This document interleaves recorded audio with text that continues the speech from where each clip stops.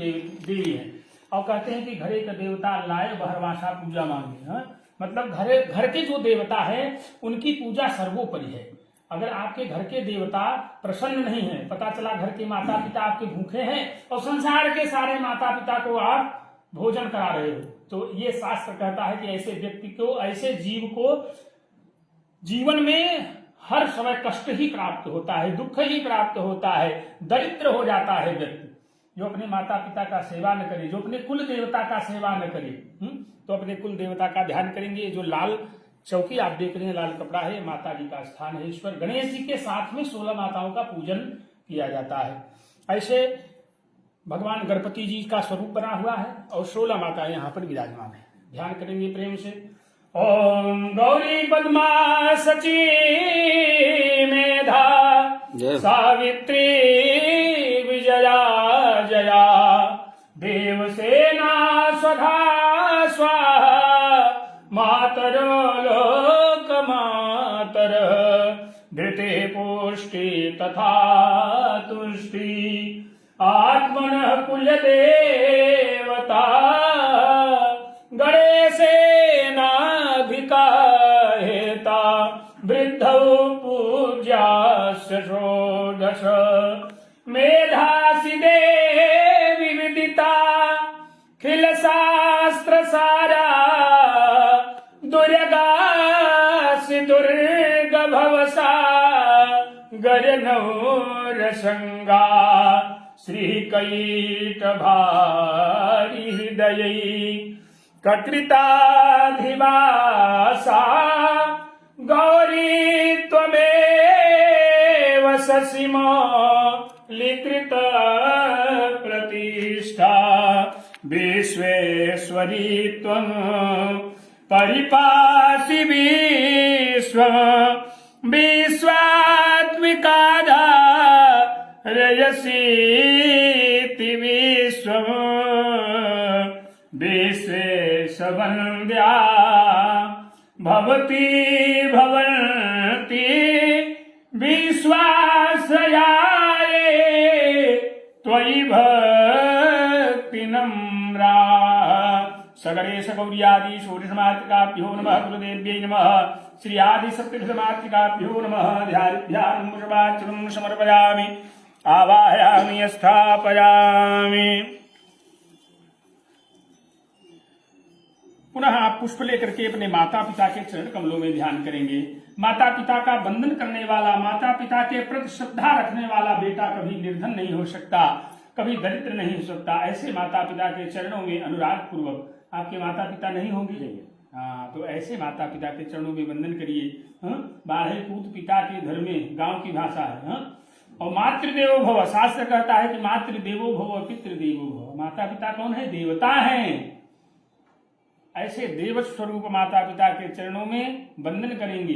शास्त्र कहता है कि ये न माता पिता सेवया पूजितवो मंदिरे ते न काशी गतावानवा।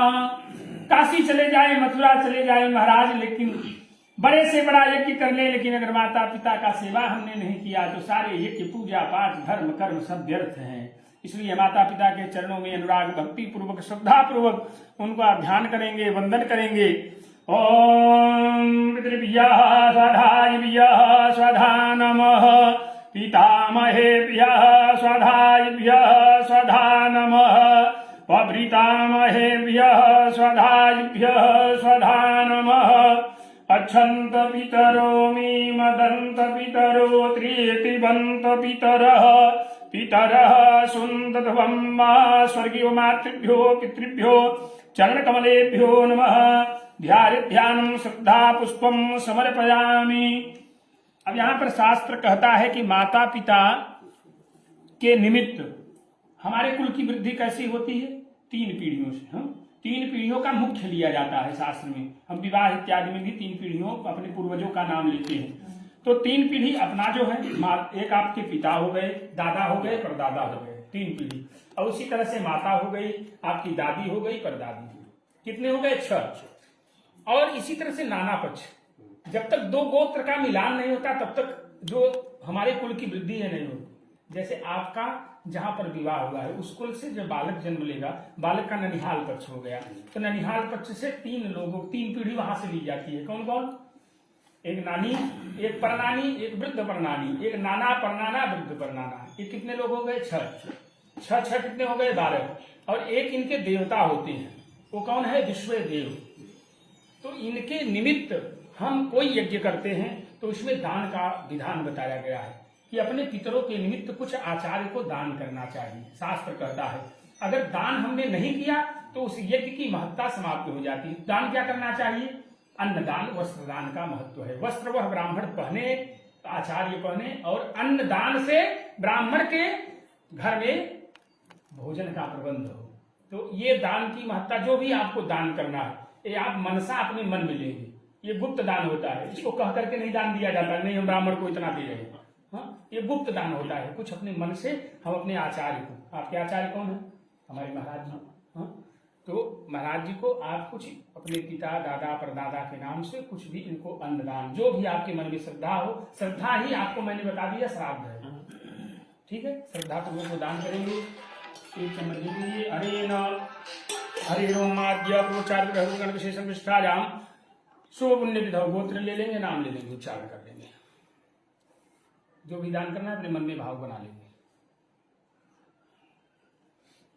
और ये मातृपितृ प्रसन्नार्थी यथा शक्ति भक्ति प्रीति पूर्वकम अन्नदानम वस्त्रदानम दक्षिणादानम मोबाइल में देखना विभज्य नहीं यथा गोत्रोत्पन्न भारत गोत्र न गुरु जी मेरा वाला लाइव देख मुरारी नामन ब्राह्मण देवता दात अहम उसकी छोड़ दीजिए। ये दान की वस्तु श्रद्धा पूर्वक आपको लेना है। ठीक है, अब हाथ में पुष्प लेंगे।